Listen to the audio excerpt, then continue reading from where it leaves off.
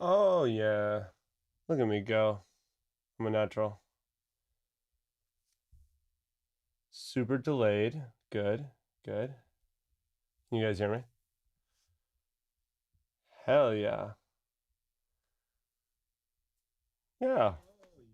Oh, wow. I can hear myself now really delayed. That's annoying. Hey, yeah, yeah, guys. Okay. Nice. Although it's truly like 15 seconds delayed on my speakers. Oh, it's because the YouTube video's up. That's why. All right. Yeah. Good luck. Thanks. I'm gonna need it. This is the first time like I've done anything live in my entire life. So bear with me. Oh yeah. That girl is dope. Appreciate that. Um, so this song comes out tomorrow. I just realized that no one's ever heard it before. So maybe I'll just play it through and then I'll get into it. And honestly, ask me anything. I feel like people probably have so many Monster Cat questions, so we can get into that in a little bit. Woohoo. Here, listen to the song.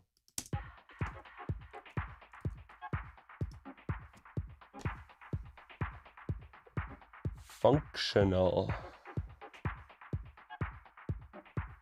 You guys hear it okay?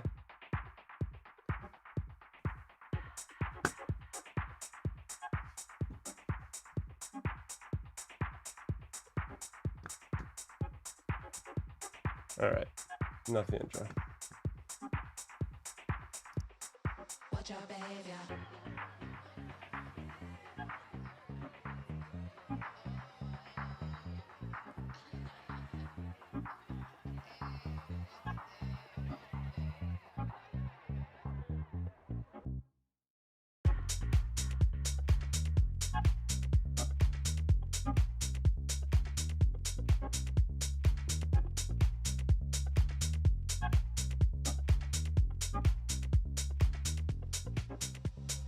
Walk the street.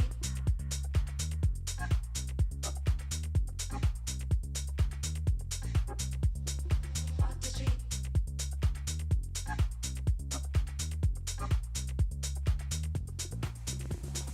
Walk the street joyfully. Never know who you meet. Watch your behavior.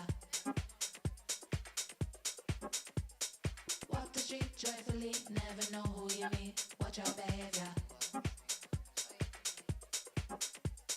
Walk the street joyfully. Never know who you meet. Watch your behavior. Walk the street joyfully. Never know who you meet. Watch your behavior.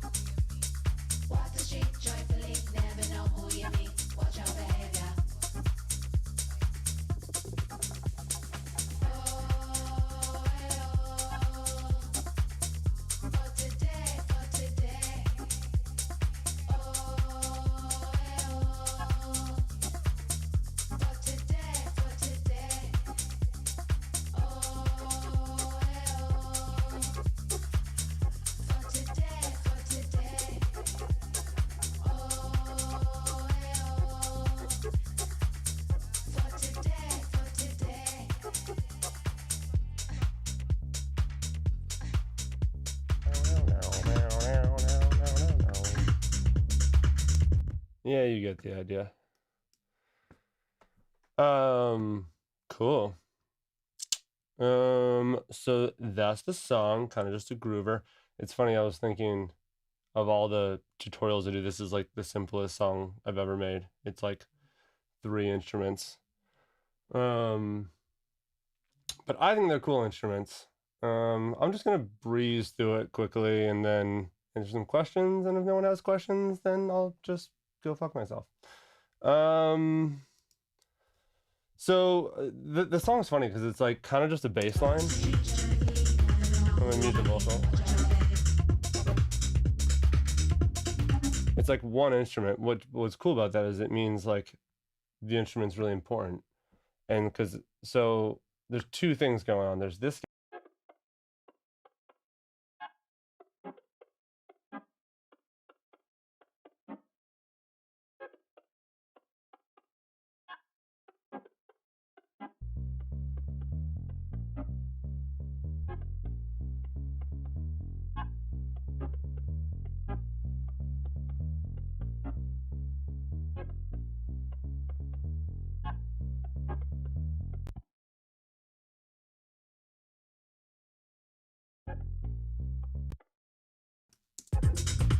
Yeah, so it starts with this guy.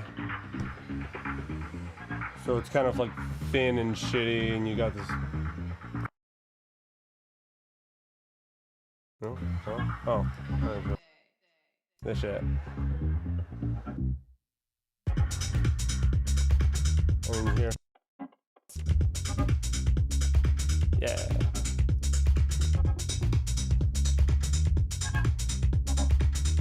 Sorry, I'm just reading your comments. I need a second window now so I can read all this. Very much good for why huge. Sorry, what was the question for why? I'm moving too fast. All you have to buzz like with to sound more and stick up. I don't quite know what that means. But what was your why question? Yeah, so here, I'm just gonna build it one by one. And then we'll get into vocals.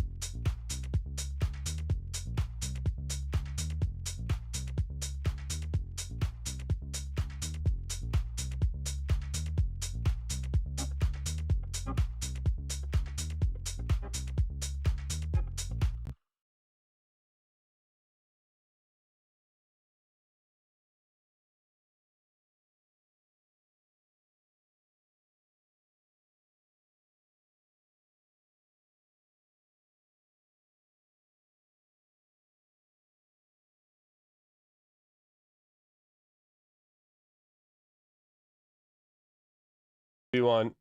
I'm a slow reader, but I'll get to them eventually.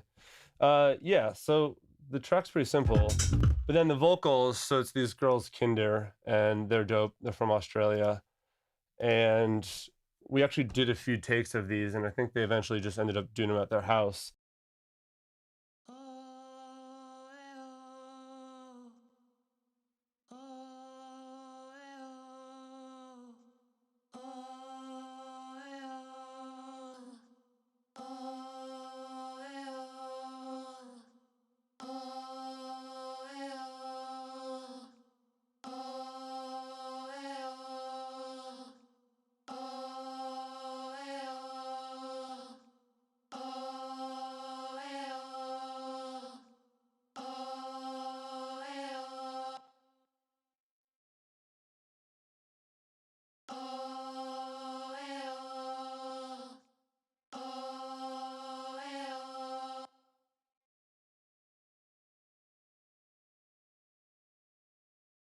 fully thing because it's so many layers and it's messy.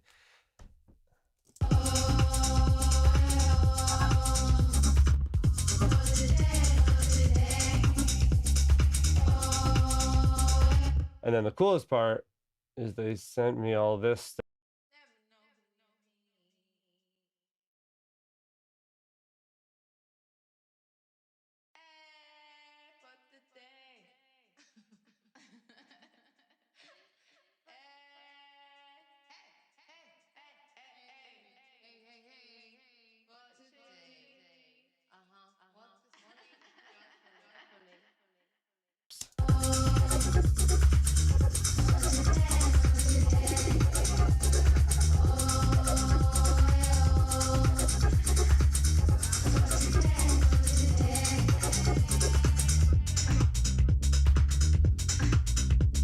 Yeah, that's fun.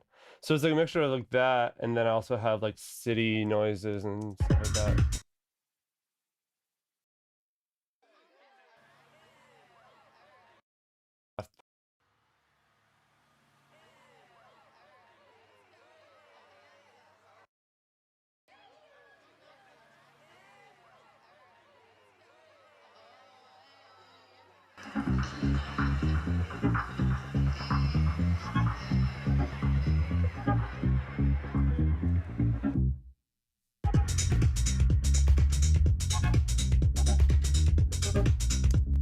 And that is pretty much the song, boys and girls. A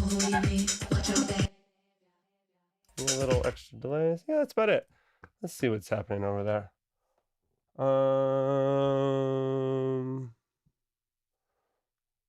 Sorry. How's Raven Clock? Yeah. Young this year. Yep. So your point about the album being delayed. Oh, I'm trying to find things maybe. Make a behaviors and include that in outro. Man, I have no idea what you guys are saying. Okay. I guess I'll talk about visuals in Raven because 2 people have asked about that. I just found Raven like just going through Instagram in like 2015 or whatever and was like, let's just slap some stuff together. And it was cool for a long time. But then Raven ended up moving back to China and like doing his own thing. And I honestly like, he hasn't emerged since then. I don't even know if he's alive. I think he's alive. He's probably alive. He's hopefully alive. But I like haven't talked to him in a really long time. And like I loved the visuals that he did, and then James came in and James did a few years of visuals too. But honestly, it's like there's 2 problems. One, like I like dance music, like music that makes me want to dance and stuff. And what I realized over the years, like doing the visuals and doing the hex and stuff, is that I end up just like staring at the visuals. Like I do a hex show and everyone would just sit there like zombies and watch, and I'd get little footage of the 4 people dancing in the back and it looked like a crazy party, but for the most part people were just like mesmerized, which is cool, but like that's not a cool party. That's just like a art gallery thing. And so like we wanted to push it in art galleries and stuff, but it was just really expensive and really complicated and ultimately made me make way less music. So yeah, that's why I've kind of like scaled back on the visuals and kind of just want to focus on making really good music. That and the producing on the side stuff, which I'll get into a little bit, but I hope that kind of answers the Raven and visual questions. It's like I was spending most of my time making visuals, setting up projectors, building screens. Like that stuff took years and so much money, and like it was, I don't know. I just want to make music. That's kind of the whole point, I think. Did Raven do the cover art for your Beta Tracks remix? He did my last Beta Tracks remix, or 2, is when I first found him, and I was like, Raven, could we do like a moving cover art? And he was like, yeah. And we just like took one of his pre-existing things and did that. And that's when I decided to make Karma Fields, because I knew Raven could do it. So then we did the whole first album together after we kind of that's like when I transitioned from beta tracks to Karma Field stuff. Question if I may, I've been following you closely since my current stream, where I believe Build This City is where it's revealed. Yeah. What made you decide to open up and get rid of the anonymous side? Yeah. I guess it kind of goes hand in hand with the visual stuff where like it's so time consuming to be anonymous and it's so limiting, and like I just kind of got sick of it because I'm like, oh, I want to do a post, I want to say how I feel about something, I just want to, and everything is then like this whole week-long conversation with like me and my manager, and we're like, it needs to be dark and I need to disguise my voice, and again then I'm just spending like hours and hours and weeks and whatever just not making music and not being able to like be myself, which is like at first it was fun because like I hate social media, but like I don't know, I just kind of want to be a producer and kind of like focus on producing and like not let it be limited, because like how are you supposed to post if you want to just be like, yo, check out my new song, but you're supposed to be anonymous? What do? You like, I pay Raven to make me this video, so then every time I post it's like gonna cost me $1,000. It's like not real practical, so then I limit my post to like one great one, which is cool, but like then like 8 people see it because I could do one post because I have to be anonymous. And so it's like the people that I think have pulled off anonymous, one, I think are older. Like, sure, Daft Punk was semi-anonymous from like the 2000s when there was no social media. So it's pretty easy to be anonymous when there's no social media. And then you have people that wear a mask that just look like losers, I think. Like, I think there's nothing less cool than wearing a mask, because like you're just copying the people who are copying Daft Punk. I'm like, okay, don't do that. So then if I can't wear a mask and I can't show my face, then I'm just like, you know, guy behind the curtains pulling the strings, and I don't know, it's dumb. I just want to like make music and I want to DJ. Oh, that's another thing. How do you DJ if you're anonymous? Like, I have to backlit myself. I have to like be smoky, and then I'm just like a knockoff zoo. And so it's like everything just gets so cheesy and try hard the more you try and be anonymous.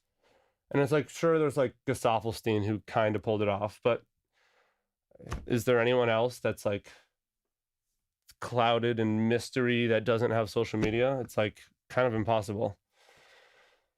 That's my long-winded answer to that question. Sorry, let me try not to miss anything here. Yeah, so my next album, not gonna lie, I'm not that much into it. Still gonna be happy to listen to it though. That's like half a compliment, half an insult, and 3/4 an insult.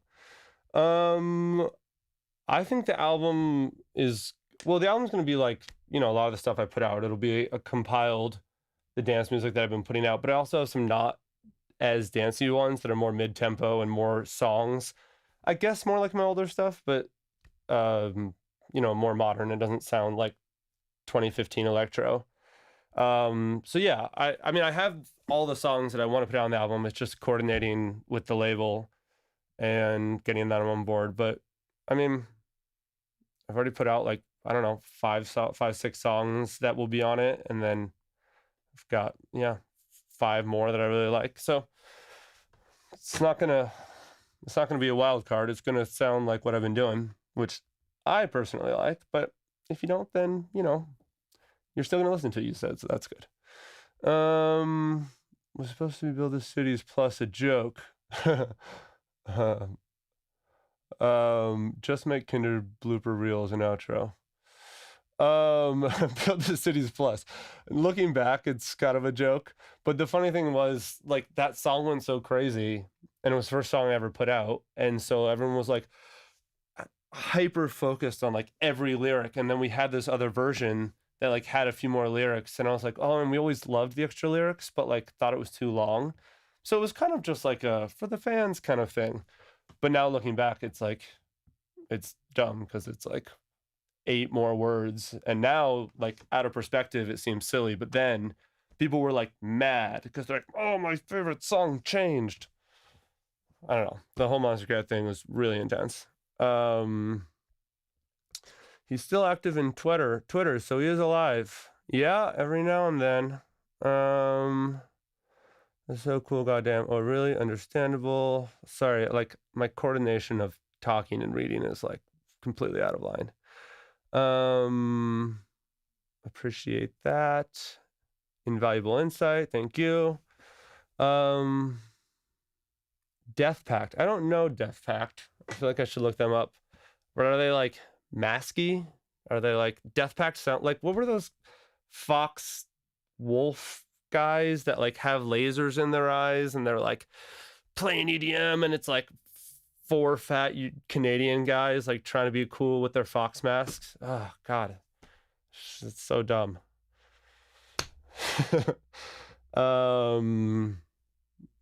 Didn't realize how much effort it took to maintain the anonymity. Yeah. So I think that kind of sums up that. And then the Monster Cat stuff, that was crazy. Because so the first album did really well, but I was like, it still kind of felt like beta tracks, like, 2014 kind of stuff. And so I was like, I want to do something a little more dancey, a little more modern, a little more like of a groove. Sent it over to Monster Cat, and they were like, it's okay. Yeah, we'll release it, but we won't give you any advance. And at the time, I'm still trying to make the visuals, which cost a lot of money. And so then my manager like flew there to like deal with them, and they were like, nope, we won't give you anything. So then I'm kind of like, fuck you then. Like, I'm not going to give someone half my royalties to give me nothing to like support it at all, which I don't know if it was the right decision because the Monster Cat fan base obviously gives it a lot of plays and a lot of support. So it's hard to say, but that's why I self-released the second album, just because if no one's going to give me money, I might as well take all the money. And long term, I think that's probably good because I own 100% of all those songs, which is a big difference. And I can sample them in other songs and I'll use them in other people's productions. And I can just like, it's just like this little sample pack I have now that's royalty free.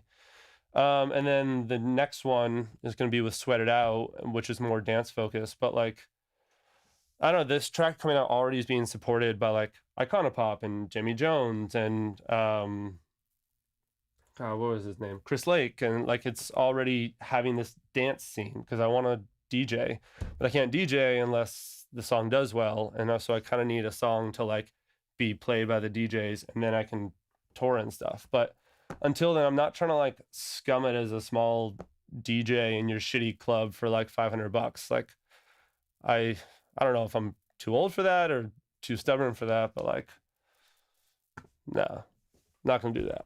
So that's why all the dance music is like I'm focusing on because I think that BTSM are respected. They are.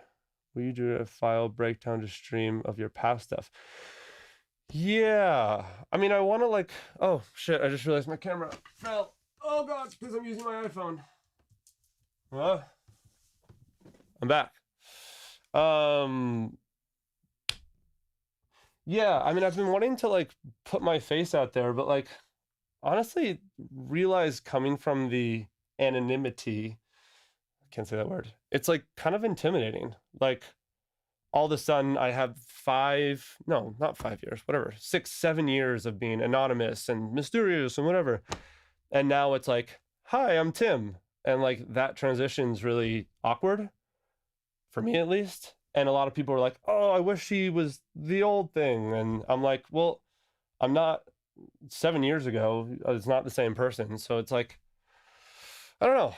I want to just come out here and this is kind of the first. So I'd like to do this more regular. It hasn't taken that much time. This has only been 30 minutes. So it's not like it takes up too much of my day. Should I keep live streaming my stuff? I mean, I can go through all of my old songs and like, if people ask questions, I can really get into the nitty gritty of like here, I can like go through my mastering chain and like what kind of compression settings I use if people want to like get really into it. But I feel like this is more broad stroke stuff at the moment. Is learning more and more into self-releasing. Well, oh wait. Yeah.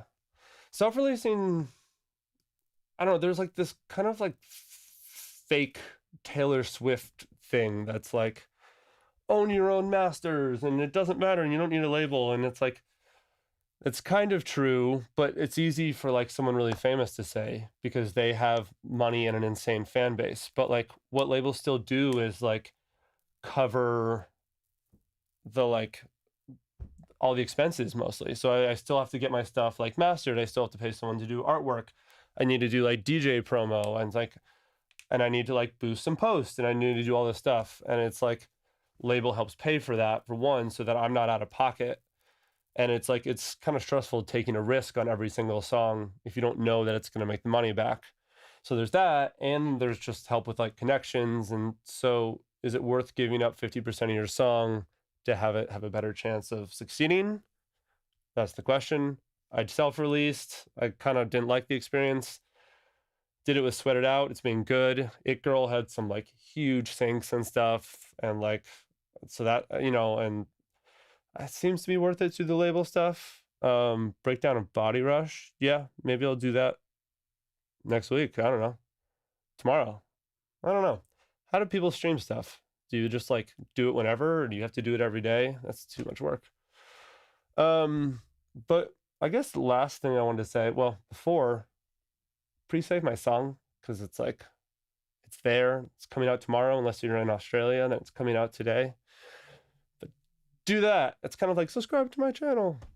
Um, but yeah, the last thing I wanted to say is like part of showing my face and stuff is that what I don't know if anyone knows, but what I mostly do is produce for other people. That's like how I make my living in my career. So it's like the last 2 years, all I've really been doing is producing for other people. So I did like, I showed the song with Iconopop, but I did like half of Tovlo's album. I did a 5 Seconds of Summer song. I some stuff with Pussy Riot and Daya, and I don't know, like pop stuff, which is like way more money, and I don't have to like do anything. I just make a song, and I get to like I made 4 hip hop songs today that you're gonna hear and never know that I made, and so it's kind of like I don't know. I kind of want to just combine it all and not have it be this big mystery, and just be like, look, I produce music that I think is cool. I could also do some big pop stuff if anyone's interested. I know it's like a lot of you are probably more electronic fans, but like the pop stuff is so complex and so intricate. And like what's fun about dance is I can like slap this on, but like if you open up like another vocal session, it's like every syllable will be perfected and it takes weeks. So I don't know if anyone wants to see that stuff. We could also get into some higher level production. I don't know, have a strict schedule, some don't. That's good. I cannot do a strict recording schedule. I'll just miss it and then everyone will be like, eh. Breakdown of Colorblind Live. That's a fun one. Yeah, the live stuff's really cool because I bounced stems of all my tracks and then mixed them all together. So everything's like has like 8 songs in one. Live edits. I could release the live edits, especially for ones like Colorblind, which it's all mine, so I can do whatever I want. I guess some part of me wants to like move forward more than like hashing out old stuff, but maybe I could find a cool way to do it. I'd have to reproduce it because it sounds kind of dated now, but I know Kill You were streaming and absolutely happy to enjoy. Yeah, newer stuff. Yeah, new stuff. Love that. This is my first stream, so you haven't missed anything yet. The rebrand was due to the Mid-Journey. Oh, that's actually a funny thing too. As the whole brand was like about being AI, and then now that AI is like this talked about thing, it's almost like a cliche to be like, I'm an AI and have this stuff that's clearly not AI. That's like so more intricate than all the AI stuff that all looks kind of similar. And yeah, obviously I've been using like the Mid-Journey stuff for like my last 2 releases because it kind of fits with the brand and stuff. But yeah, it was part of the Mid-Journey stuff. It's like I don't know. I just like hate cliches, and I like hate doing things that are all the same. And I don't know. I'm just looking for the next thing, and I kind of just want to be a guy that makes dope music and not be this. Yeah, the AI persona, exactly. Which is like before people were like, "What's AI?" And now AI, like every single person in the world knows AI. And like 5 years ago, people were like, "The music was all made by AI," and I'm like, "No, motherfucker, I made it." So that's frustrating too. Yeah. Okay. That's been half an hour. I feel like that's probably enough time. I feel like this has been more successful than I could have hoped.